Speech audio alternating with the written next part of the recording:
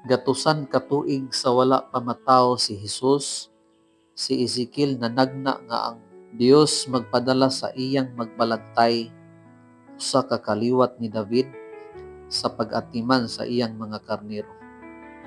Gisalig sa Dios ang iyang mga karnero ngadto sa mga relihiyoso nga pangulo nga wala makabuhat sa ilang trabaho. Ug ang Dios nagbadlong sa mga magbalantay sa Israel nga nagbutyag sa ilang mga kalapasan sa tin-aw nga mga pulong. Alaot ang mga magbalantay sa mga karnero nga nagapasibsib hinuon sa ilang kaugalingon. Ginakaon ninyo ang tambok og nagsapot kamo sa balhibo sa karnero.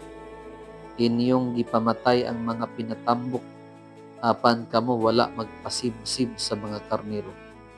Ang karnero nga gitakbuyan sa sakit wala ninyo palig-una, ni tambalan ninyo ang masakiton, ni bugkusan ninyo ang nabungguan sa bukog, ni pabalikon ninyo pag-usab kadtong ginapatlaag sa halayo, ni pangitaon ninyo kadtong nawala. Ang Dios wala mahimuot sa paagi diin ang iyang mga karnero gitagad, nagkatag, gibiyaan, o gidaog-daog.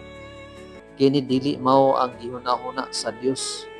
Gikan didto siya moatiman sa iyang kaugalingong mga karnero. Ako gayod, bisan ako magasusi sa akong mga karnero og magapangita kanila. Ingon sa usa ka magbalantay nga magasusi sa iyang panon, pangitaon ko ang akong mga karnero og luwason ko sila.